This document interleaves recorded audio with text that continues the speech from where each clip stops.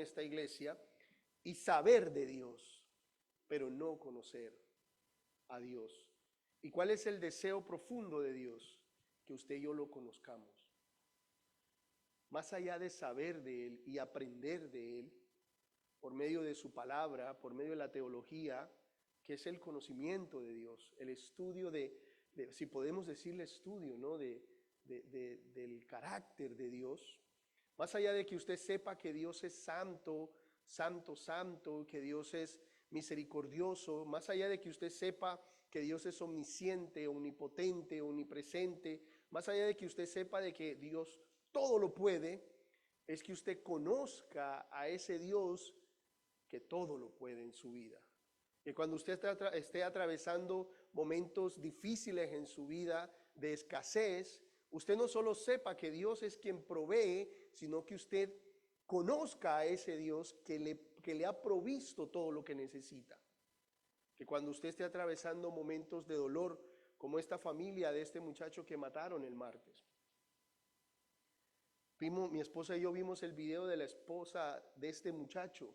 Y era una mujer que lloraba, pero lloraba no con unas lágrimas de desesperanza, sino con unas lágrimas llenas de esperanza, de que va a volver a ver a su esposo, de que Jesús es el que no solamente sabe que Jesús está con ella, sino que ella conoce a ese Jesús que está con ella en este momento y con sus hijos. Entonces, más allá de saber de Dios, porque los fariseos sabían de Dios, pero no conocían a Dios. ¿Y qué terminaron haciendo con Dios? Despreciándolo y clavándolo en una cruz. El deseo y el anhelo de Dios es que tú y yo no solo sepamos de Él, sino que lo conozcamos. Y no son por medio de experiencias, es por medio de su palabra. Es que cuando tú te sientas a estudiar su palabra, no solo vas a saber de Él, sino que vas a conocer a tu Dios, a tu Padre, a tu Salvador, al que está contigo por medio de su Espíritu y al que viene por ti. Y que si no ha regresado, es porque está esperando que muchos más vengan a Él para que lo conozcan y sean salvos. No podemos olvidar las palabras de Jesús cuando Él dice, en aquel día, en el día final, en el día del juicio, muchos me dirán, Señor, Señor, en tu nombre hicimos todas estas cosas. Pero yo les diré, apártense de mí. Mire lo que dice Jesús, porque yo no los conozco. Y estos que hacen muchas cosas por Jesús, saben que tienen que hacer todas esas cosas, pero no conocen a aquel por quien están haciendo esas cosas. El interés del Señor es que lo conozcamos. Y si no ha venido es porque Él todavía está esperando que muchos vengan al arrepentimiento, que muchos reconozcan su condición de pecador, que muchos reconozcan la necesidad que hay en el corazón de arrepentirse de sus pecados, de volverse al Señor y esperar firmemente en la fe en Él por su venida o por si te manda a llamar. Como sucedió con este muchacho, 31 años, una esposa, 2 hijos, creo que el grandecito tenía 5 años y el pequeño 2 o 3 añitos, ¿ya? ¿Y por qué lo mataron? Por hablar la verdad, por hablar de Cristo, por hablar el núcleo familiar, de la importancia de la familia. Y por causa de la verdad, aparentemente le quitaron la vida. Pero usted y yo sabemos dónde está este muchacho, Charlie Kirk. Y cómo su muerte ha llevado a un despertar de muchas naciones en este momento. Y cómo su muerte sobre todo ha despertado una generación de jóvenes a creer en el Cristo que creía este muchacho que fue asesinado por creer en Cristo. Yo les he hablado a ustedes de Nigeria, de Jordania, de Yemen, de Irán, donde son perseguidos los cristianos. Pero hoy quiero que meditemos en uno que acaban de matar, uno de los nuestros, un hermano tuyo y un hermano mío, que lo mataron por hablar de Cristo, por hablar la verdad, por defender los valores bíblicos, pero que no tenemos que tener miedo, porque no debemos temer al que mata el cuerpo, porque sabemos que Él será resucitado. Pero ¿cuál fue el descanso de este muchacho? ¿Saben cuáles fueron las últimas palabras antes de que le metieran el balazo en el cuello? Él dijo: Jesucristo murió por mis pecados, resucitó al tercer día y Él volverá. Él es Dios. Fueron las últimas palabras que Él dijo, como si Él supiera que se iba a ir. Y después vino el balazo. Y se levanta su esposa y dice: yo sé con quién Él está y lo voy a volver a ver. ¿Tú sabes con quién estás? ¿Tú sabes a dónde vas a ir? Si no lo sabes, hay algo tan maravilloso, y es que Dios nunca estuvo lejos, sino que descendió de los cielos, se hizo hombre para que tú lo conocieras y pudieras tener perdón, descanso y esperanza en Él. Porque nuestro Dios no es un Dios lejano, nuestro Dios es un Dios que está cerca, tan cerca que 2000 años atrás se hizo hombre para estar con nosotros, para que lo conociéramos. Y a los que lo conocen, es por ellos que Él vendrá. Y cuando suene la séptima trompeta, para nosotros va a ser de alegría, pero para los que no lo conocen, será de llanto y lamento. ¿Ya? Y si Él no ha venido, vuelvo y repito, es porque está esperando que más vengan al arrepentimiento, reconozcan no que hacen cosas malas, porque pensamos que porque no hacemos, que porque no somos como ese muchacho que mató a Charlie Kirk, no somos malos. No se trata de eso. Se trata de la condición de pecadores que tenemos desde el momento que salimos del vientre de nuestra madre. Su palabra dice que todo el que es nacido de mujer está bajo la maldición del pecado.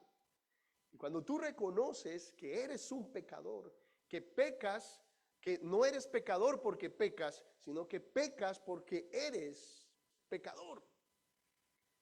Y te das cuenta que no son tus obras, tus rezos, que vengas a la iglesia, que ores, que leas la Biblia, lo que te salva, sino aquel Dios que te conoció antes de que fueras formado en el vientre de tu madre y vino a tu vida para salvarte. Y reconoces delante de Él que en pecado te concibió tu madre y recibir de Él el perdón, porque un corazón contrito y humillado Él no rechaza. Y Él está cerca de los que son humildes de corazón. Y Él mismo dice, cuando se hizo hombre y vino a la tierra y estuvo con nosotros, Él mismo dijo: vengan a mí los que estén cargados y cansados de su pecado, de su dolor, de la injusticia, que yo les daré descanso. Esta es la esperanza que tenemos en Cristo. Esta es la esperanza que tenemos en aquel que nos conoció desde antes de la fundación del mundo.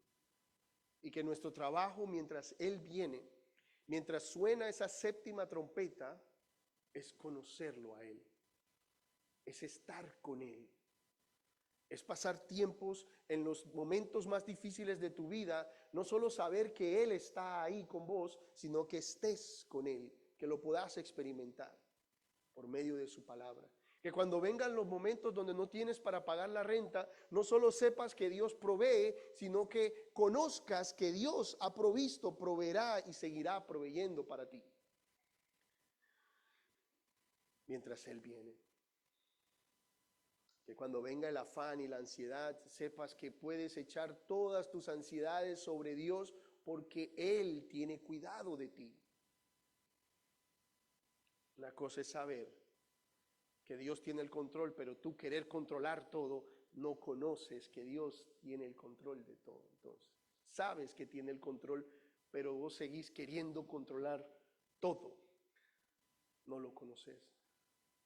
Una cosa es saber que no tenés para pagar la renta el mes que viene, pero conoces a uno que no te ha abandonado ni te ha desamparado.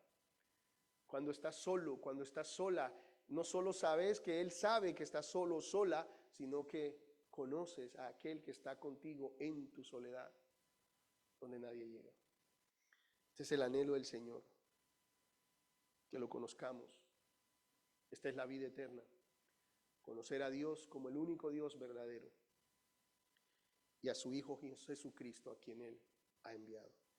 Y por esto vemos que la séptima trompeta va a tomar tiempo para sonar, porque Dios sigue dando tiempo al pecador para que se arrepienta de su condición y venga a Él. Y todo el que viene a Él no lo rechaza, sino que lo recibe. El problema está en que el hombre no quiere venir a Dios y no puede venir a Dios, porque está encadenado por su pecado. Pero ¿qué vemos entonces? ¿Qué ha resultado con el hombre? Se cree dueño absoluto de todas las cosas. Se cree dueño absoluto de los cielos y de la tierra. Pero el dueño absoluto es aquel que vive por los siglos de los siglos. Señores, lo que pasó el martes, la muerte de un justo, justificado por Cristo, ¿no? La muerte de un hijo de Dios, un hermano tuyo y mío, solamente nos indica que el mundo y su corriente grita a los cuatro vientos: Cristo viene pronto. Lo que pasó el martes solo nos está dejando saber que su venida está cerca. Si no te das cuenta, eso es solo una muestra de cómo la maldad de los hombres está cada vez más en aumento. Porque solo por expresar tu opinión, perdió la vida, entre comillas. ¿Y cómo sabemos que la maldad está en aumento? Cuando mataron a este muchacho el martes, ahí mismo en ese grupo había gente celebrando porque lo habían matado. Y después en las redes sociales, todo este grupo de gente que odia la verdad, que odia a Cristo, que odia a su iglesia y que odia a los hijos de Dios, celebraban la muerte de este muchacho. No hay empatía por el dolor de los demás. Y ellos se alegraban y se gozaban. Bien merecido lo tiene. Qué bueno que se murió. Yo no sé de qué llena eso tu corazón, pero a mí eso me llenó de indignación, que yo no pude seguir viendo los videos. Porque este país se ha apartado tanto de Dios. Satanás ha destruido tanto las familias, con el feminismo, con el machismo, con todos los movimientos satánicos y diabólicos del infierno que han reinado en la tierra. Este país ha perdido su rumbo. Y cuando uno quiere dirigir a una generación, lo matan. Y vemos la maldad en el corazón de esta gente, alegrándose y gozándose por la muerte de un esposo, de un padre, de dos hijos, uno de 5 y uno de 3. ¿Cómo te sientes tú? ¿Te diste cuenta de esta noticia? ¿O andas muy ocupado en tus afanes y en tus preocupaciones, en qué voy a comer, dónde voy a vivir y qué va a pasar conmigo? ¿Me va a agarrar ICE o no me va a agarrar ICE? Y no te das cuenta lo que está pasando con la iglesia de Cristo. Debemos poner la mirada arriba, porque la maldad de los hombres está cada vez más en aumento. La persecución a los justos, a los hijos de Dios, es cada vez más intensa. Y tienes que prepararte, porque si algo tiene este país es que va a llegar a un punto donde esto que estamos haciendo, probablemente lleguemos a hacerlo a escondidas. donde esto que yo estoy haciendo, exponiendo la palabra de Dios, probablemente vaya a ser prohibido. Y vas a estar preparado para esos tiempos de persecución, que ya los estamos viviendo.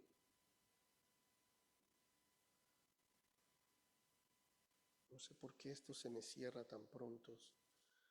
Normalmente lo mantengo. Tenemos que prepararnos para los tiempos que vienen. Tenemos que pedirle al Señor: fortalece mi fe, Señor. Fortaléceme con el poder de Cristo, con la gracia de Cristo, para que cuando venga el día de la prueba, yo estar firme. Martín, súbele un poquito al aire, por favor. Ponlo a 73, que está a 55. No, mentira, está a 70. La persecución cada vez será más intensa.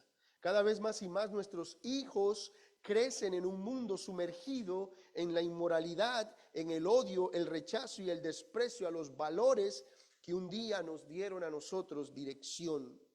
Estamos en tiempos donde el pecador prospera y prospera, comete sus crímenes, planea sus maldades y todo le sale bien.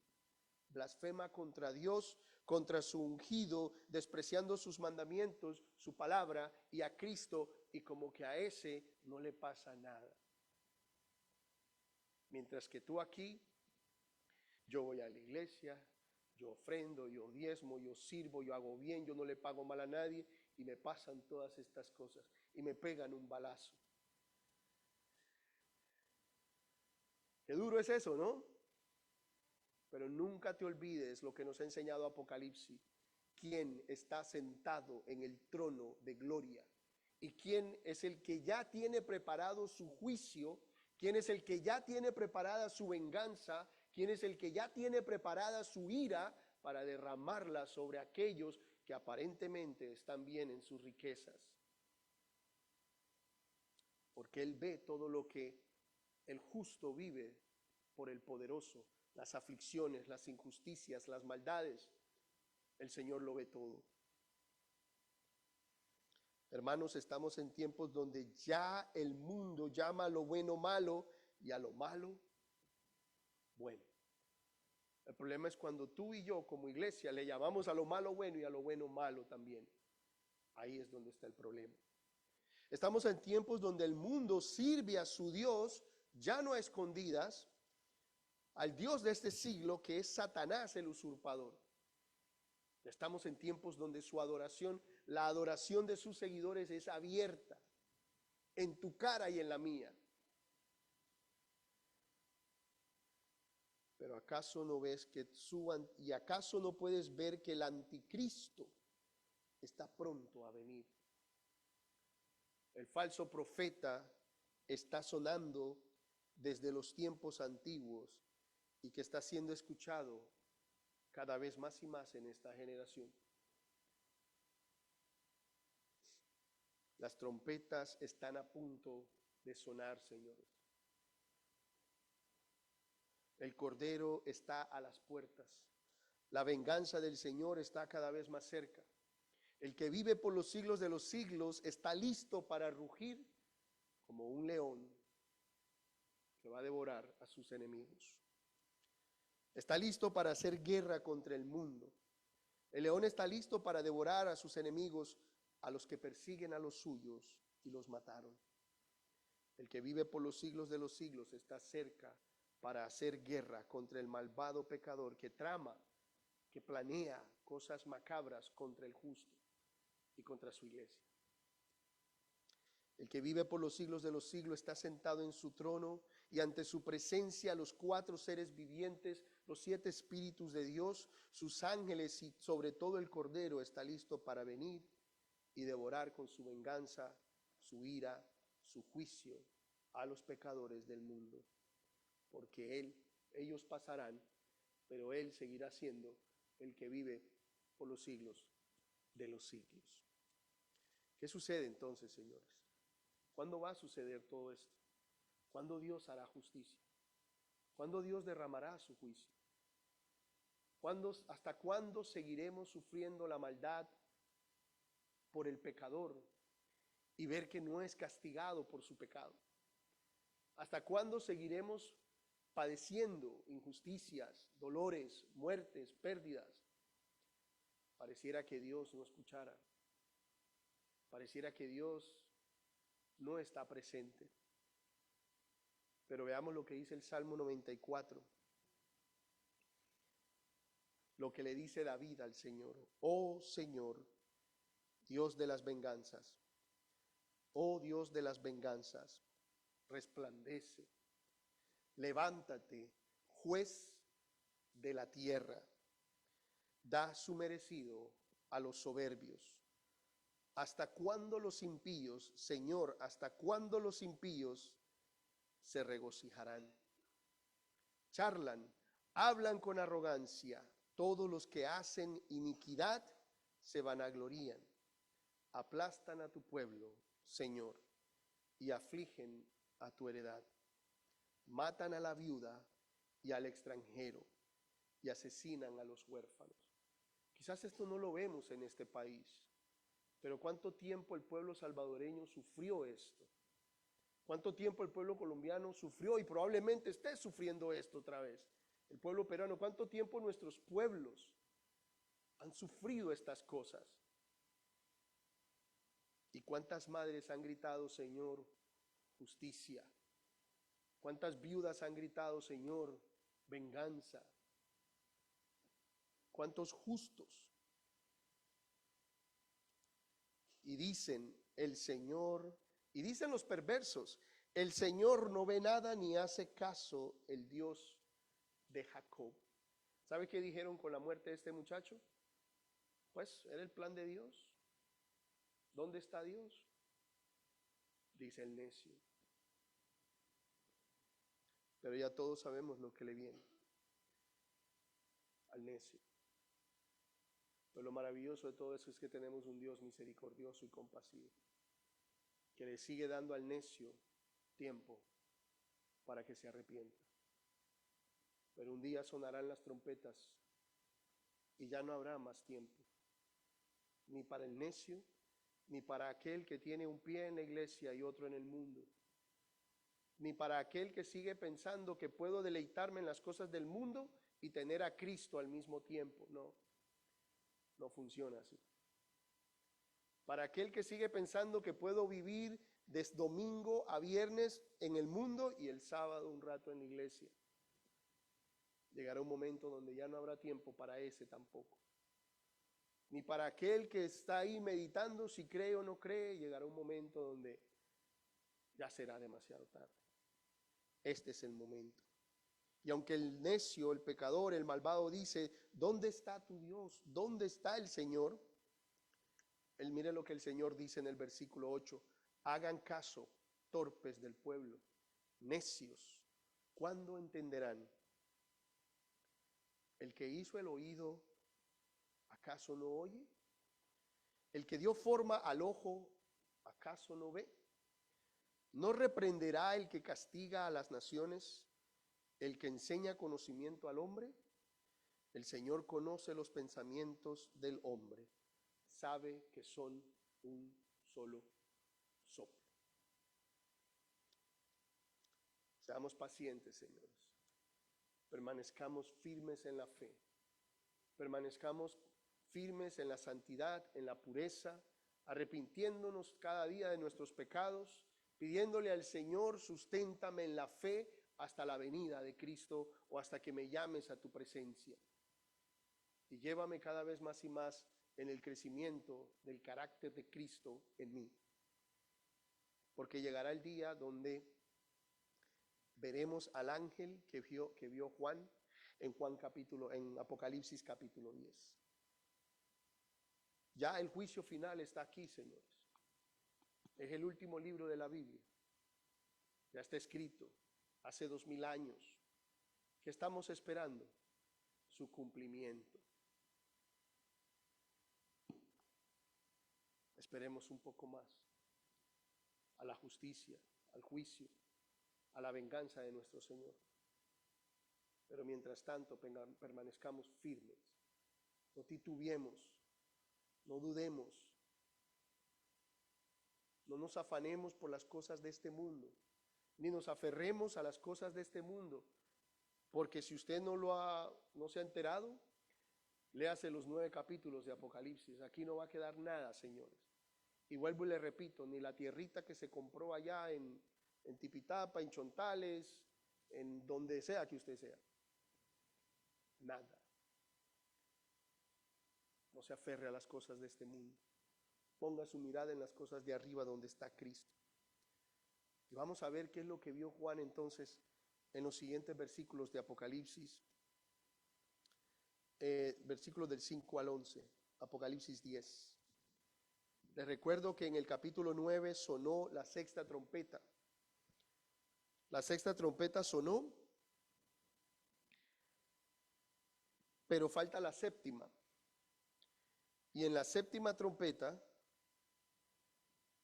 entre la sexta y la séptima, ¿Dios qué hace nuevamente? Una pausa. Dios hace una pausa. ¿Para dar tiempo a quién? Al pecador que se arrepienta. Pero ¿qué vimos en los versículos anteriores del capítulo 9? Que a pesar de que Dios envía su juicio y envía a sus demonios, no que sean de él, sino que suelta a los demonios que están en el abismo, un ejército de 200 millones, y suelta a 4 ángeles poderosos del abismo, ángeles caídos, para atormentar a la gente y que se vuelvan a él. ¿Qué termina haciendo la gente? ¿Cómo termina el capítulo 9 de Apocalipsis? No se arrepintieron de sus pecados, no se arrepintieron de su idolatría, de sus inmoralidades, de la dureza de su corazón, no quisieron creer. Es para que el Señor ahí mismito hiciera sonar la séptima trompeta. Pero ¿sabe por qué hace la pausa entre la sexta y la séptima? Porque después de la séptima trompeta, ¿qué hay? Ya no hay más trompetas, señores. Son 7. Después de la séptima trompeta, se acabó todo. Y no es para que Dios, como termina el capítulo 9, ver la dureza del corazón del ser humano, que no se quiere arrepentir, que no quiere volverse a Él, que no quiere creer en Él, sino que quiere seguir aferrado en su odio hacia Dios, a su pecado. ¿Usted qué diría? Nah, esta gente no tiene reparación, acabemos con todo. En ocasiones somos hijos del trueno, somos Boanerges, como le dijo Jesús a Juan y a Jacobo.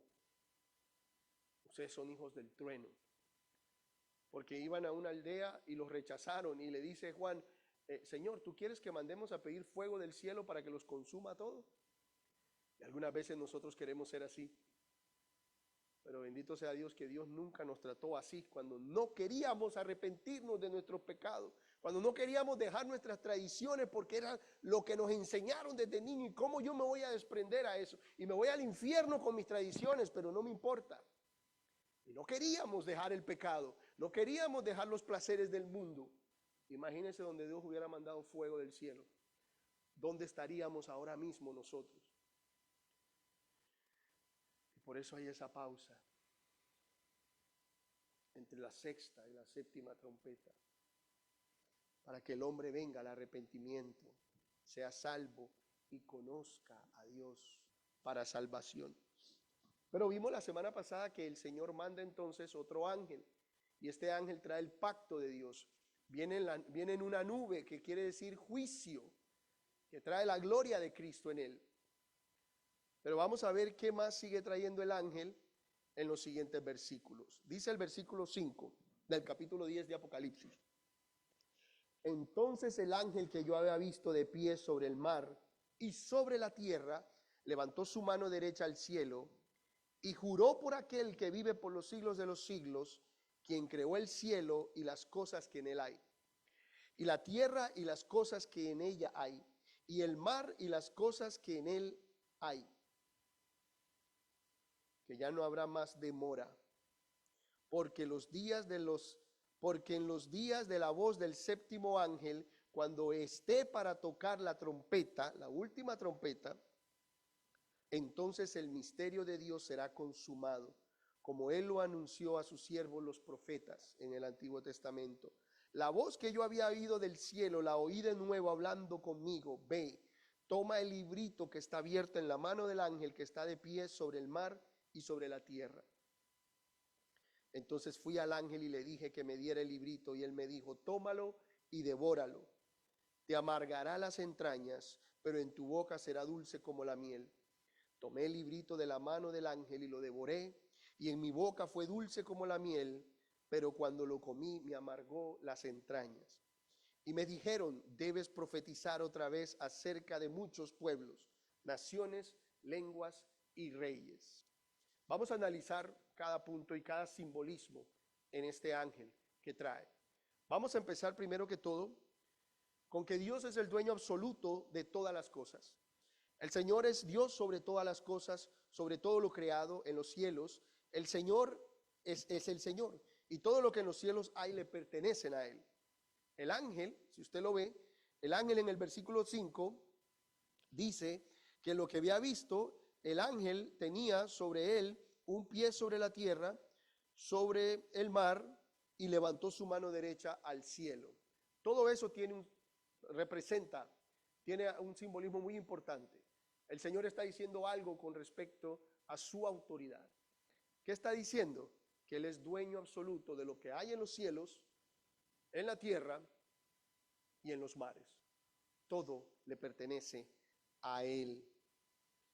Tu mascota y todos los animales, el sol, las estrellas, las galaxias, tu esposa, tu esposo, tus hijos, tu salud, tu vida, todo le pertenece al Señor, porque todo fue hecho por Él y para Él. Nada es de nosotros. El problema es que el hombre se envanece tanto que cree que es dueño de lo que Él no creó ni produce. Todo lo creó para su gloria nos creó. Y es por esto que el dueño absoluto viene y puede venir como juez sobre su creación que se rebeló contra su creador, contra Jesús y los que persiguen a su pueblo. Porque Él es el dueño absoluto de todas las cosas. Y no va a dejar sin castigo al pecador, al mundo y a su Dios, que es Satanás. Junto con el anticristo, el falso profeta y sus seguidores. Imagínense, el anticristo, el falso profeta y todos sus seguidores ya están condenados. Ya Dios derramó juicio sobre ellos. Pero ellos van a venir y van a pensar que ellos van a controlar el mundo. Pero simplemente están haciendo todo lo que Dios planeó desde antes de la fundación del mundo. Y ahorita tu mente debe estar diciendo: pero ¿y entonces si Dios sabía que iba a haber este alboroto, para qué? Eso es un misterio. Y lo que tú tienes que entender es lo que aprendí hoy. Les quiero dejar saber que pues volví otra vez, empecé las clases otra vez. Estamos estudiando teología en el college, el Bible College ahí en Vallejo. Tuve clases ayer y tuve clase hoy, ¿no? Y aprendí que hay un momento donde mi razón va a comprender muchas cosas de los misterios de Dios, pero llega un punto donde ya, mi razón no encaja con esto que yo acabo de decir. Si Dios sabía que el diablo iba a pecar, ¿para qué lo creó entonces? Y si Dios sabía que Adán iba a pecar, ¿para qué lo creó entonces? Y si Dios sabía que Adán iba a comer del fruto, ¿para qué puso el árbol ahí? Entonces es un misterio. Y el Señor lo va revelando a la luz de su palabra. Pero llega un punto donde tu razón no da más. ¿Y qué entra en acción? La fe. La fe en su palabra, la fe en lo que Él ha revelado, en su misterio, y confías en Él, en su soberanía, en su sabiduría, en que Él es Dios y que para Él no hay nada oculto, que Él todo lo sabe. El anticristo creerá que está reinando y gobernando sobre todas las cosas, pero simplemente todo va a ir conforme al plan y la voluntad de Dios para traer juicio a la tierra. al mundo, a los pecadores, para probar la fe de esos falsos creyentes que en cuanto la vean fea, se ponen el sello, póngame el 666 en la frente y en la mano, que yo no me quiero morir. Pero van a estar aquellos que van a morir con el sello del Espíritu Santo en sus vidas.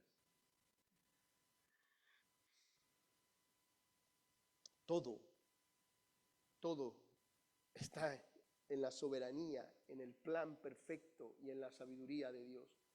Nada se le escapa de sus manos. Aún aquellas cosas que tú y yo no logramos comprender, todo está en sus manos. Lo que tienes que entender es que Él tiene el control y que tú estás escondido en el hueco de sus manos y que tu vida está escondida con Dios en Cristo y que aquel que te conoce desde antes de que tú y yo fuéramos formados, descendió de los cielos, cargó con tu culpa, murió por tu pecado, derramó su sangre y te compró con ella, te adoptó por medio de Cristo y te dio una esperanza en la resurrección para que estés con Él para siempre en esos cielos nuevos y tierra nueva. ¿Y sabes qué es lo maravilloso que vamos a tener cuando estemos con Él para siempre? ¿Sabes qué vamos a hacer? Conocer cada vez más y más el misterio de Cristo. Conocerlo cada vez más y más, y más, y más. Qué hermoso es cuando estás leyendo la Biblia y te encuentras con un texto que tú antes no entendías, pero que esta vez lo ves claro. Ves a Cristo y te alegras y te gozas y te regocijas.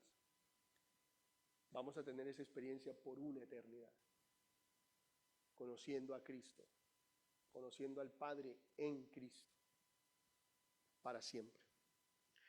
¿Qué hace el ángel? ¿Qué hace el ángel? Vamos a ver entonces. El ángel que yo había visto puso un pie sobre el mar, la tierra, levantó sus manos y juró por aquel que vive por los siglos de los siglos. Aquí hay algo que no encaja. ¿Cuál es uno de los mandamientos que Dios da? No jurar. ¿Ya? ¿Y qué está haciendo el ángel? Está jurando. Está jurando por el cielo. ¿Y qué dice Jesús? No jurarás por el cielo porque es la morada de Dios. No jurarás por la tierra porque ahí es donde Dios pone sus pies.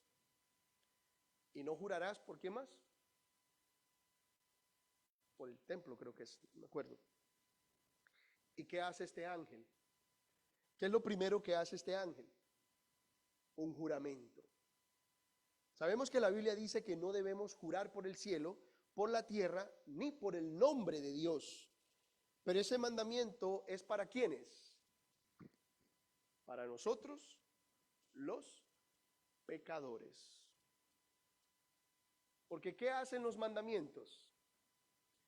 ¿Qué exponen los mandamientos? Tu pecado y el mío. Amarás al Señor tu Dios sobre todas las cosas. ¿Por qué Dios pone ese mandamiento? Porque tú y yo no queremos amar a Dios sobre todas las cosas. Porque amamos otras cosas más que a Dios. Si no, mire cómo está la iglesia. ¿Cómo? ¿Están viendo la pelea de Canelo?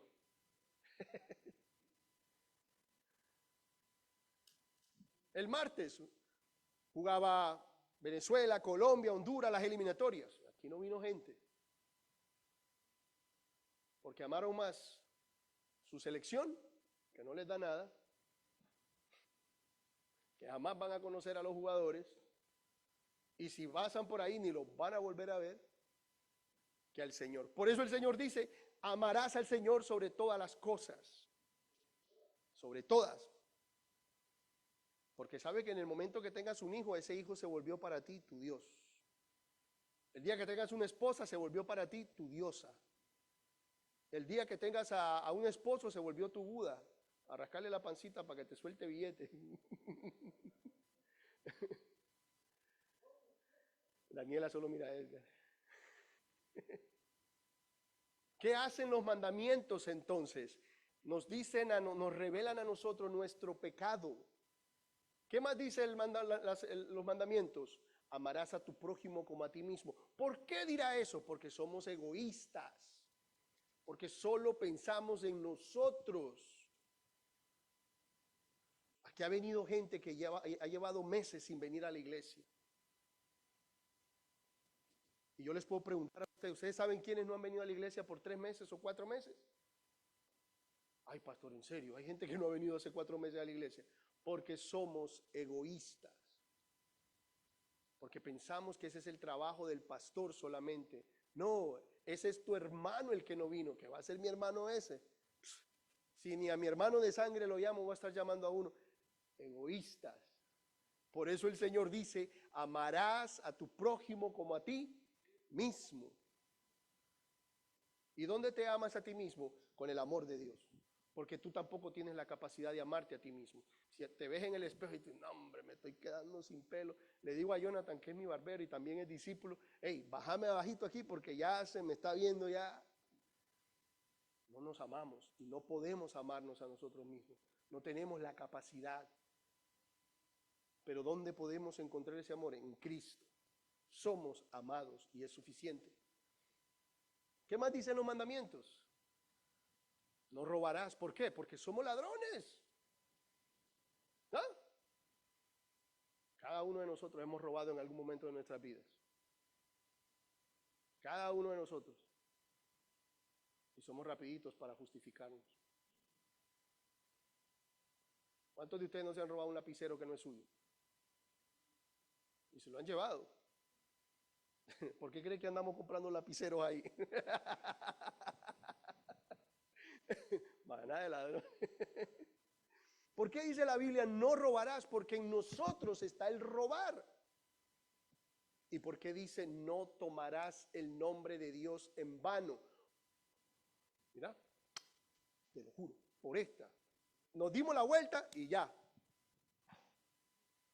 Nos dimos la vuelta y nos olvidamos del juramento que acabamos de hacer. Pero este no es un pecador. ¿Este qué es? Un ángel. Quiere decir que él va a cumplir con el juramento que está haciendo. Porque le hago una pregunta. Si no cumple con lo que jura, ¿qué pasa? Expulsado del cielo. ¿Por qué? Porque tomó el nombre de Dios en vano. ¿Y qué nos expulsó a nosotros del Edén? El pecado. ¿Qué expulsó a Satanás, que antes era un ángel de luz y se llamaba Luzbel, que era un ángel protector, que era el que nos protegía a nosotros, pero él nos vio y dijo, nah, yo no voy a proteger a esta gente. Miró a Julio y dijo, nah, yo voy a proteger a ese. Yo quiero ser como Dios, dijo él. ¿Qué dijo Luzbel? Yo no voy a proteger al ser humano. Eso para mí es un trabajo. Yo quiero ser como Dios. Y a muchos que sirven en la iglesia, a algunos se les da una tarea pequeñita. No, pastor, a mí no me dé eso, a mí póngame a predicar. Y despreciamos el servicio a Dios, por más pequeño que sea. Y algunos, por lo menos este hace algo chiquito, algunos no hacen ni nada, ni se ofrecen para servir. Pastor, la próxima vez que venga a la iglesia, por favor, tíreme una alfombra roja porque llegó su discípulo amado. Satanás era un ángel de luz. Pero en el momento que en su corazón, que en él se vio el deseo de querer ser como Dios, se volvió en lo que hoy es Satanás, el opositor. Él y 1/3 de los ángeles a quienes él engañó. Esta semana les mandaba un quote que decía, si Satanás engañó 1/3 de ángeles, ¿cómo no tendrá una generación de creyentes que no leen la Biblia? Mire, ahí enredadito los tiene a los que no leen la Biblia. Pero ahí los tiene bailando en su salsa, mire. Pero este es un ángel. Quiere decir que él va a cumplir. ¿Qué va a cumplir? El juicio que trae este ángel. ¿Qué dice Mateo 24 del 35 al 39? ¿Qué dice Jesús y qué está diciendo este ángel en el juramento? El cielo y la tierra pasarán, dice Jesús, pero mis palabras nunca pasarán. Pero de aquel día y la hora nadie sabe, ni siquiera los ángeles del cielo, ni el Hijo, sino solo el Padre, porque como en los días de Noé, así será la venida del Hijo del Hombre. Pues en aquellos días, como en aquellos días antes del diluvio, ¿qué hacía la gente? ¿Qué decía Noé? Hey, el Señor va a mandar un diluvio. Y Noé duró 100 años construyendo el arca. Y 100 años la gente le dijo, este viejo está loco. ¿Y qué nos dicen a nosotros con 2000 años? Cristo viene, esta gente está loca. Pero el Señor dijo, el cielo y la tierra dejarán de existir, pero mis palabras nunca dejarán de pasar, se van a cumplir. ¿Y qué está diciendo el ángel? Jura por los cielos, la tierra, de que lo que el Señor está diciendo se va a cumplir. Y si Dios dijo que tú vas a ser formado a la imagen y semejanza de Cristo, pase lo que pase en tu vida, todo sirve para que se cumpla el propósito de Dios en tu vida. ¿Formar a quién? A Cristo. Todo, absolutamente todo. ¿Y qué sucedió entonces? No comprendieron hasta que vino el diluvio y se los llevó a todos. Así será la venida de Cristo. ¿Y cuándo viene Cristo? Cuando suene la séptima trompeta. Ahí se los va a llevar a todos, no el diluvio, sino el fuego consumidor que purifica. Las palabras de Jesús confirman los tiempos apocalípticos y las palabras de Jesús confirman el juramento que el ángel está haciendo. ¿Ya? Y juró por aquel que vive por los siglos de los siglos, quien creó el cielo y la tierra. ¿Y qué fue lo que juró el ángel en el versículo 6? Ya no habrá más demora. ¿Qué quiere decir eso? Ya, cuando el ángel dice, yo estoy jurando por el que creó los cielos y la tierra y los mares, y dice el ángel, ya no habrá más demora. ¿Cuál demora? 7 sellos. ¿Qué sucede entre el sexto y el séptimo? Una pausa. Séptimo sello, abre las 7 trompetas. Vemos el juicio de las 6 trompetas. ¿Qué hay entre la sexta y la séptima? La pausa en la que nos encontramos. ¿Pero qué está diciendo el ángel? Ya no habrá más pausa. En cuanto suene la última trompeta, se acabó todo. Y déjeme decirle algo, señores.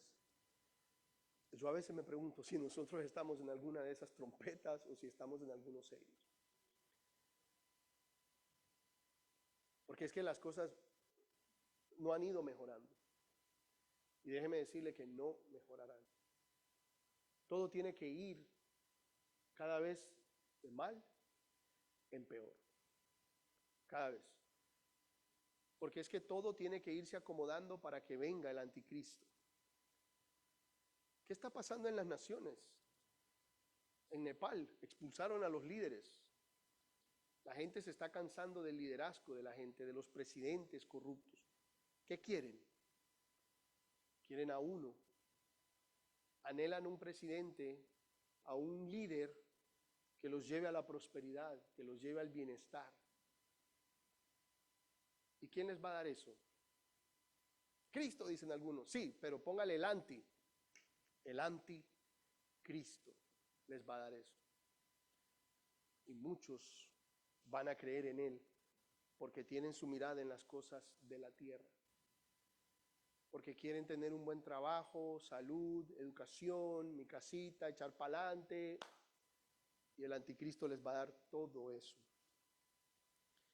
Y todo se va acomodando para que él venga. Y si usted ve el mundo, se está acomodando a todo eso. La pandemia pareciera que abrió la puerta a muchos virus y muchas muertes. Las catástrofes son más seguidas, señores. Las guerras son más seguidas. La falta de amor entre los creyentes es más frecuente. La apostasía, es decir, la gente que está abandonando la fe, cada vez es más y más. El amor de muchos se está enfriando. Pero no creo que estemos en los sellos, por lo menos, porque es que no ha llegado esos terremotos horribles, no en toda la tierra. Y usted dirá, bueno, pues como no estamos en eso, pues tengo tiempo para, mire, irme, como decimos en Nicaragua, de bacanal, de fiesta, de rumba. Y el sábado pues llego y ya. Que el Señor me agarre dentro de la iglesia cuando venga para irme con Él. Y te vas a quedar solo en la iglesia.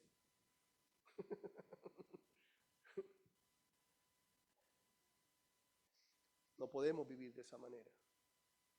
Tenemos que vivir como si Cristo viniera hoy mismo. Pero aparentemente no va a venir en nuestros tiempos. Pero sí sabes que está seguro de que tú vayas a Él. Eso sí está seguro. Debemos ser conscientes de que en cualquier momento el Señor nos puede llamar a su presencia. Este muchacho se levantó el martes, le dio un beso a su esposa, ahí estaba su esposa. Se fue a hacer otra debate más, a compartir de su fe, y no vio el miércoles. El Señor le dijo, ya papito, ya cumplió su misión, véngase conmigo. Y usted dirá, no, pero era muy joven. No entendemos la magnitud de la sabiduría de Dios. ¿Qué sucedió después de la muerte de Esteban? La iglesia creció más todavía. ¿Y qué está sucediendo con la muerte de este muchacho? Muchos están volviendo a los principios cristianos. Debemos vivir preparados como si Cristo viniera hoy. No podemos vivir la vida enfocado en las cosas del mundo. No podemos vivir enfocado en las cosas del mundo. ¿Por qué? Déjenme le explico. ¿Qué más dice que vio Juan en el ángel? Dice que él vio un pie del ángel sobre el mar. ¿Qué quiere decir eso? Que el Señor es el Señor de ¿quiénes? De los mares. Pero la mitología griega dice que hay un Señor del mar que se llama ¿cómo? ¿Ah? Menos mal, menos mal. Pero los que son de mi generación, nosotros nos vimos la serie animada de los Caballeros del Zodiaco y hubo una saga donde fueron a pelear al mar y pelearon contra Poseidón, el dios del mar. Eso es pura mitología griega, es un mito, pero muchos creyeron que Poseidón era el dios del mar. Pero aquí el ángel está diciendo, no, señores, el dios del mar es el que está sentado en el trono. Un pie sobre el mar y sobre la tierra, dando un mensaje de que el Señor es el dueño absoluto de los mares, y mire esto, y todo lo que hay en el mar. ¿Y qué hay en el mar? Tesoros, grandes misterios, barcos hundidos, sus grandes y escondidas criaturas. El pie del ángel en el mar grita el mensaje de que el Señor es quien trae al leviatán de las profundidades del mar y lo caza. El leviatán en la Biblia es un monstruo marítimo, ¿no? Marítimo. Y le dice a Job, ¿quién es el que caza al leviatán? Yo, dice el Señor, yo soy el que lo cazo. Es un misterio, es una criatura que vive en el mar, pero sabremos un día si verdaderamente existió o no existió, pero Dios dice, yo soy el que lo caza, ¿no? Él es el que lo caza, Él es el que sabe si hay un leviatán o no, ¿ya? El pie del ángel grita que el Señor es quien trae al leviatán de las profundidades del mar y lo caza. El pie del ángel en el mar también dice que el Señor es el Señor de los muertos que están en las profundidades de los mares. ¿Ha muerto gente ahogada? Mucha gente. Les recuerdo que las guerras en los tiempos de los romanos era mucho también en el mar. ¿Y cuánta gente no murió ahí, ahogada, comida por los tiburones? El Señor es el Señor de esos muertos. Déjeme decirle, todos esos, ¿sabe por qué? Porque a todos esos el Señor los levantará de entre las profundidades de las aguas, a unos para salvación y a otros para juicio, castigo y condena por sus pecados, maldad y perversidad. Mire lo que dice Salmo 68, 21 y 22. El pie del ángel en el mar dice, el Señor es el Señor de los mares. ¿Ya? No fue el Titanic, ni ningún otro barco, ni mitología griega. ¿Qué dice el Salmo 68, 21 y 22? Ciertamente Dios herirá la cabeza de sus enemigos, la testa cabelluda del que anda en sus delitos. Testa es cabeza, ¿no? Testa, de ahí viene el testarudo, cabeza dura, ¿no? No miren a su esposo, por favor. Dijo el Señor, de Basán los haré volver de las profundidades, ¿de dónde? ¿A quiénes? A sus enemigos, a los que se levantaron contra su pueblo. ¿Dónde están? En las profundidades del mar. ¿Y de dónde los va a hacer volver? Para juzgarlos. Venga para acá. Ese es el poder de nuestro Dios. Para tu mente y la mía, y para nuestra imaginación, como que hay un cortocircuito ahí. Pastor, esto parece una película. Bueno, y el director es el Señor. Y el director, el autor y el personaje principal es el Señor y Cristo. Solo que es una película basada en la historia, en la vida real, que va a suceder. Mire lo que dice Job 26:5.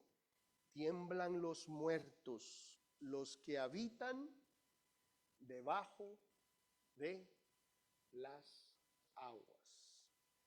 Y Apocalipsis 20:13 dice, el mar entregó los muertos que estaban en él, y la muerte y el Hades entregaron a los muertos que estaban en ellos, y fueron ¿qué? Juzgados cada uno según sus obras. ¿Qué está diciendo el ángel? El Señor. El Señor es el Señor en los cielos, en los mares y en la tierra. Aún los soldados de Faraón que murieron ahogados en las aguas del Mar Rojo serán levantados para ser juzgados por su pecado, por su maldad, y sufrirán la venganza del Señor, justa, santa y perfecta, porque Él es el Señor, el que vive por los siglos de los siglos. ¿Qué otra cosa hace el ángel? Tiene otro pie, ¿dónde? En la tierra. ¿Qué significa eso? Nadie se librará de la venganza del Señor. Ninguno se librará de su ira, su juicio y su castigo, pues si Dios levantará a los muertos de las profundidades de los mares, ¿cuánto más a los que están a 5 pies bajo la tierra? Él levantará también a sus santos, a sus escogidos de los mares, de las profundidades de la tierra, los levantará en la última trompeta. Y levantará a los que creyeron en Jesús, el Cordero de Dios, y serán levantados por ese mismo Jesús, el león de la tribu de Judá. ¿De quién es la tierra y todo lo que en ella hay y habita? Del Señor. Y el Señor lo que va a hacer en los tiempos apocalípticos, y cuando de repente manda un terremoto ahí de 4.5 o de 6, es para recordarle al hombre lo frágil que es. Lo frágil que es. Si usted a veces va a tragar saliva y es capaz de morir con la saliva, o nunca le ha pasado, y se pone hasta rojo y todo, cuando ya casi me voy, vi al Señor sentado a la diestra del Padre y casi que le digo, en tus manos encomiendo mi espíritu, Señor. Son cositas que nos recuerdan lo frágil que somos, pero también nunca olvidemos en las manos de quién estamos. Que la muerte no nos puede separar del amor de Cristo. Él es el Señor de la tierra y de todo lo que se mueve en la tierra, hasta el más pequeño gusano, Él es el Señor. Pero ¿qué va a hacer también el Señor? En 1 Corintios 15:52 dice, en un momento, en un abrir y cerrar de ojos, a la trompeta final, pues la trompeta sonará y los muertos resucitarán incorruptibles y nosotros seremos transformados. ¿Qué va a suceder con todos los que murieron, los creyentes que han muerto en los mares, que han muerto enterrados? ¿Quién los va a levantar de entre los muertos en la tierra? El Señor. ¿Por qué? Porque Él es el Señor.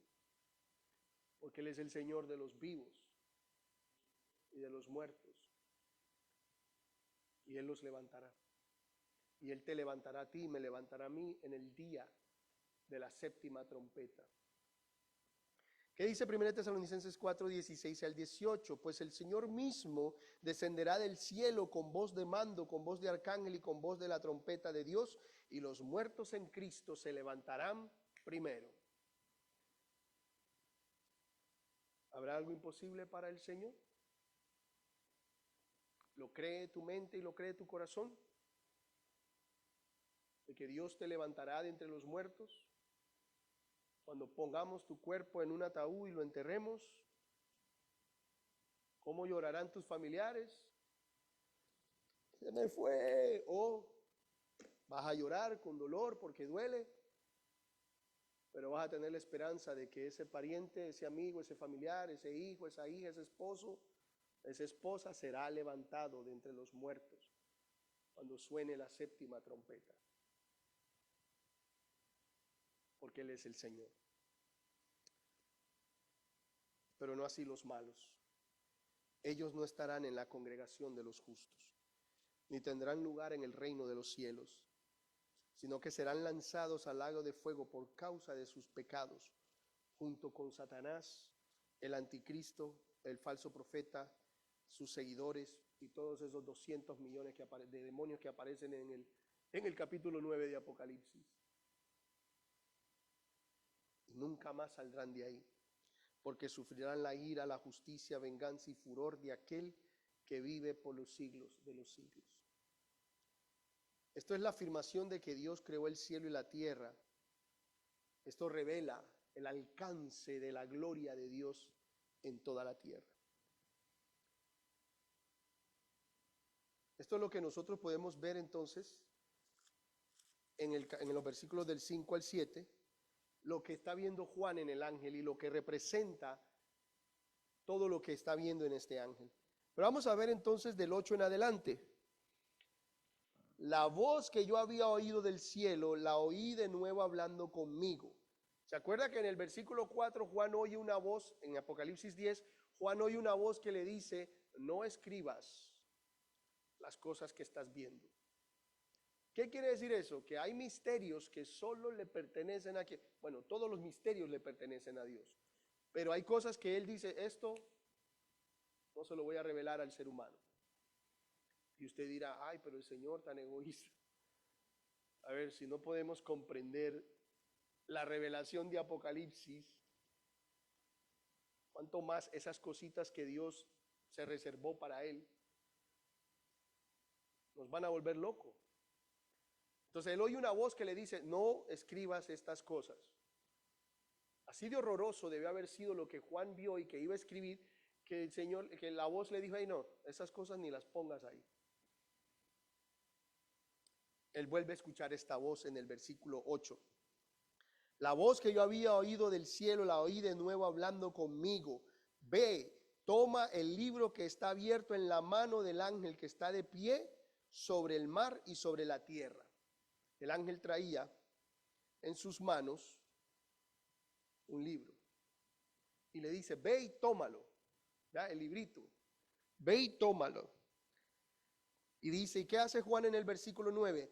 Fui al ángel y le dije que me diera el librito. ¿Y qué le dijo el ángel? Tómalo y devóralo. Perdón, señores, me faltó el versículo 7, no me dijeron ustedes. ¿Qué sucede en el versículo 7? El ángel dice que ya pronto se tocará la séptima trompeta. En el día del séptimo ángel indica el juicio de la séptima trompeta está por comenzar y que no es un suceso único, sino que habrá muchos días y muchos meses para el último juicio. El toque de la séptima trompeta trae el juicio final, el final de todas las cosas, del pecado, la maldad, Satanás y todos sus ángeles caídos y todos los que rechazaron a Dios y al Cordero. Nuevamente vemos como Dios está dando el tiempo al pecador para que se arrepiente y se vuelva a Él. Ha llegado el tiempo de que los reinos de la tierra pasen a las manos de Cristo, porque siempre fueron de Él. Y eso es una buena noticia, porque cuando suene la séptima trompeta, se acabará todo y tú y yo vamos a heredar cielos nuevos y tierra nueva. ¿Qué dice Romanos 8:17? Si somos hijos, somos también herederos. Herederos de Dios y coherederos con Cristo, si en verdad permanecemos con Él, a fin de que también si en verdad padecemos con Él, a fin de que también seamos glorificados con Él. La séptima trompeta trae el inicio de todo aquello que Dios, todo aquello que tu ojo, tu oído no ha visto, ha oído y tus ojos no han visto. Todas esas cosas que Dios está preparando para usted y para mí, que ya las tiene preparadas. El diseño, ese cuerpo nuevo, sin pecado, sin muerte, sin maldad, sin dolor, sin enfermedad. Todas esas experiencias desde tu niñez hasta hoy que te han causado dolor, que te han causado traumas, que te han causado heridas en tu corazón y que te han causado llanto y tristeza, ya no habrá más memoria de todas esas cosas. Lo que Dios tiene para ti y para mí es mucho mejor que lo que este mundo puede ofrecernos. Por eso debemos añorar y anhelar la venida de Cristo, porque entonces ahí se acabará todo el sufrimiento y todo el dolor y todas las injusticias y las maldades y la lucha contra el pecado. El misterio será consumado. Dice en el versículo 7 dice que en la séptima trompeta el misterio será consumado, como Él lo anunció a sus siervos los profetas. Todas aquellas cosas que están ocultas serán reveladas a nosotros. Y sabes que las vamos a poder tolerar porque tu mente y mi mente ya no va a ser una mente carnal, es decir, humana como es ahora. Porque hay cosas en nuestra mente que no logramos entender. ¿Cómo es posible? Por ejemplo, el evangelista Billy Graham perdió una nieta a los 4 años. Murió. ¿Y sabe qué dijo él? Ya cumplió su propósito por el cual Dios la envió. Ya está con el Señor, la vamos a volver a ver pronto. No quiere decir que no le dolió, pero esa es una mente muy alineada a lo celestial. Pero una mente muy carnal, imagina en eso y piensas en tus hijos automáticamente y te entristeces. Y tú dices, pero ¿cómo va a ser posible? ¿Cómo es posible que Dios permita eso? ¿Sabes por qué eso es normal? Porque tu mente es humana y no logras entender la perfecta voluntad de Dios. Os comparto un testimonio. Usted sabe que mi esposa y yo vamos a ser papás. Mi esposa tiene ya 3 meses y una semanita o 2 de embarazo. Y le hicieron un examen de sangre para saber el sexo del bebé y también saber si el niño va a tener alguna enfermedad, autismo, síndrome de Down o algún defecto. Y por un momento a mí no me gustó ese examen, porque yo dije, ¿y sí? ¿Y sí? Prefiero mejor los tiempos antiguos. Como salió, es mi hijo. Lo amo y lo voy a amar y ya está. Tengo un buen amigo mío desde la niñez, que su hija salió con una orejita así. Y él le enseñó a su hija a estar bien con eso. Como también tengo un amigo, bueno, tuve un amigo en Miami que su bracito era así. Y le decíamos Nemo, el pescadito que tiene una orejita chiquita y la otra grande. Y él tranquilo de la vida. Entonces yo entré un momento y yo dije, ay Señor, pero ¿y si me sale así, si me sale allá? Eso es mi mente cayó en un estado de ¿qué? Muy carnal, muy humano. ¿Qué reveló eso en mí? Que yo sigo siendo ¿qué? Carne. Pero en ese momento alineé mi mente a la palabra. ¿Cuál es la esperanza que tengo? ¿Y cuál es el problema si me sale autista? Dios me ha confiado un hijo para preservarlo para la venida de Cristo, porque cuando suene esa trompeta, no habrá más autismo, no habrá más síndrome de Down, no habrá más bracitos, no habrá más defectos ni enfermedades. Y mi corazón descansó en la buena noticia de Cristo, del Evangelio.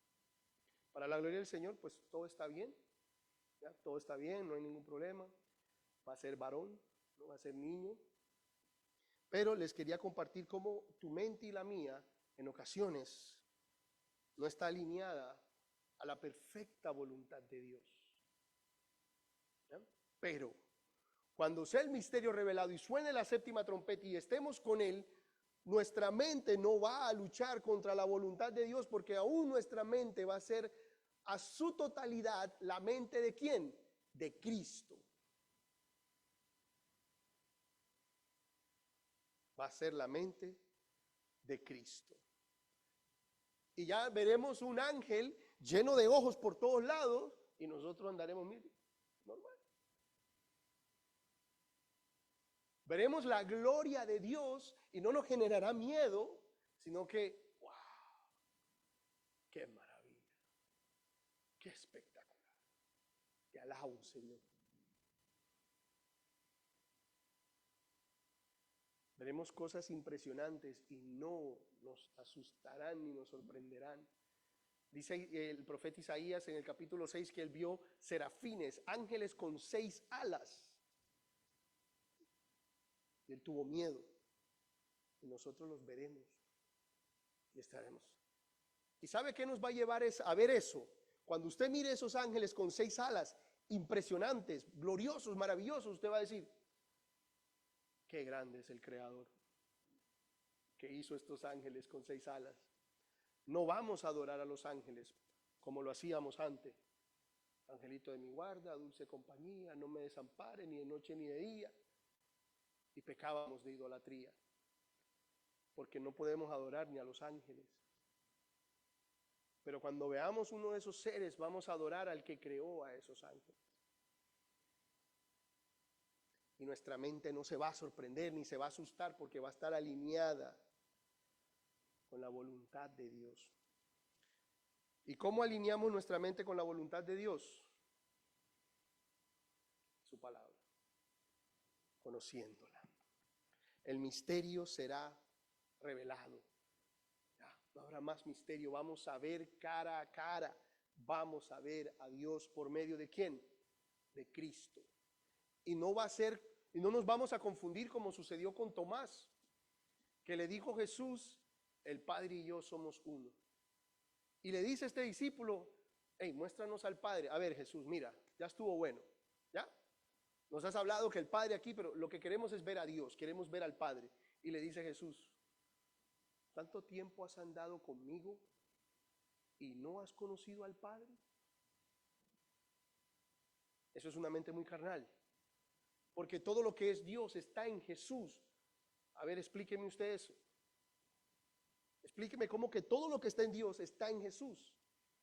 La Biblia lo expresa, lo enseña, pero cuando estemos ahí con una mente completamente nueva, espiritual en su totalidad, lo vamos a entender.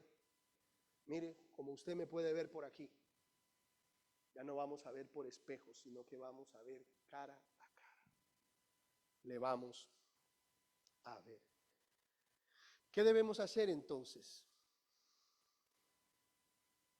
Pedirle al Espíritu de Dios, pedirle al Señor que su Espíritu Santo nos ayude cuando somos débiles, cuando caemos, cuando somos frágiles, cuando la duda quiere invadir nuestros corazones, que su Espíritu nos lleve a la verdad. No podemos olvidar que los que amamos a Dios, todas las cosas nos llevan a ese punto, a la trompeta final. Todas las cosas nos llevan a Cristo, a que Cristo sea formado en cada uno de nosotros. ¿Qué debemos hacer? Gloriarnos en Cristo, pues Él nos ha librado de la ira venidera. Gloriarnos en Cristo, pues Él llevó la ira de Dios en su cuerpo por nosotros. Gloriarnos en Cristo, pues Él nos dio vida cuando estábamos muertos.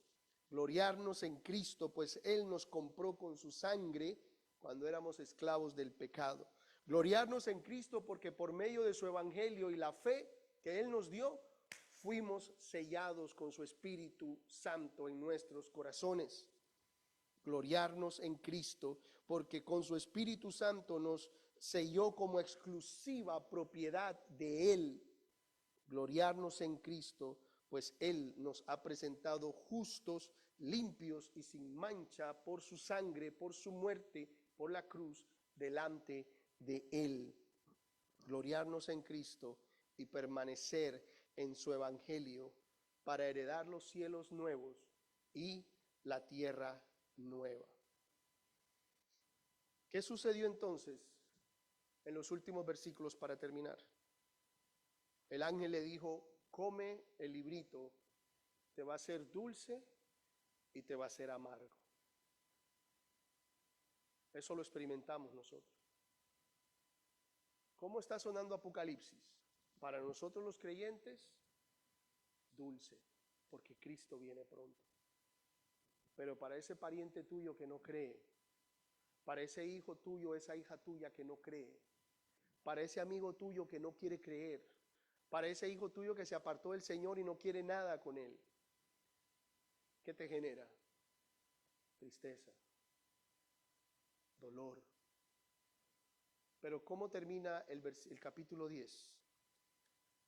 Y me dijeron, dice Juan en el capítulo 10 de Apocalipsis, debes profetizar otra vez acerca de muchos pueblos, naciones, lenguas y reyes. ¿Qué debemos hacer entonces?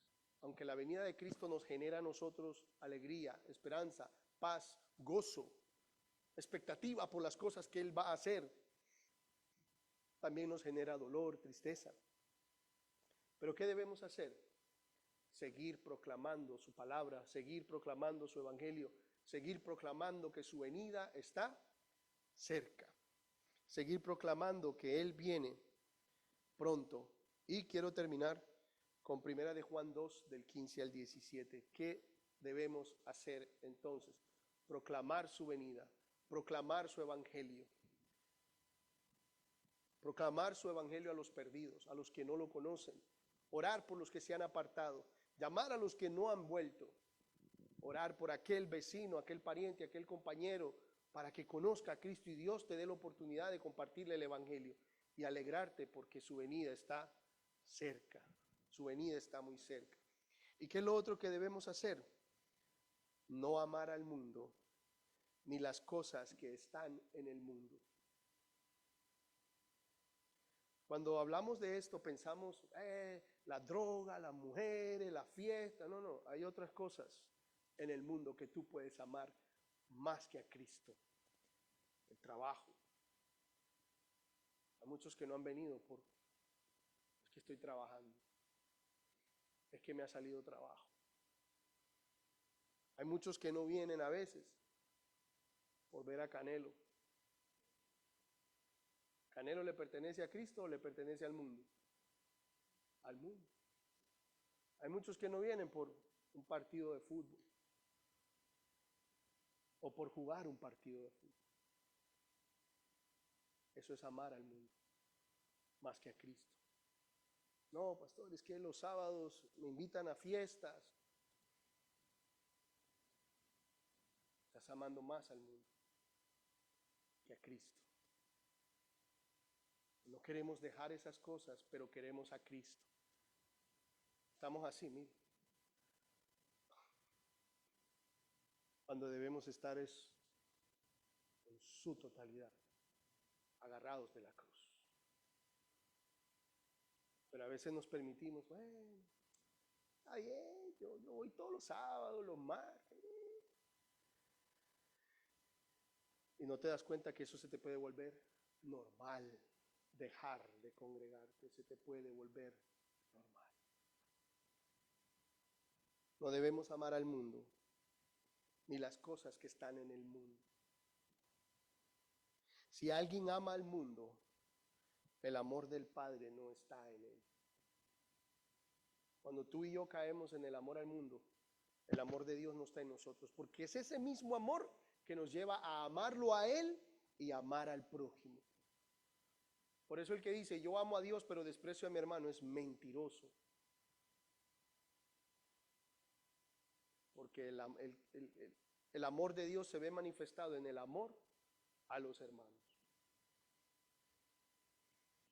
Porque todo lo que hay en el mundo, la pasión de la carne, la pasión de los ojos y la arrogancia de la vida no proviene del Padre, sino del mundo. ¿Y cuál es el resultado de eso? Que el mundo dejará de existir, las riquezas dejarán de existir y sus pasiones también. Pero el que hace la voluntad de Dios permanece. ¿Por qué? Porque el que te llamó es aquel que vive por los siglos de los siglos, y todo aquel que está en él vivirá por los siglos de los siglos. Así que ojo, no amemos al mundo ni las cosas del mundo. Anhelemos la venida de Cristo. Con el dolor de ese pariente, compartámosle el evangelio. Pero recordemos que llegará un momento donde ya no habrá más tiempo. Es el momento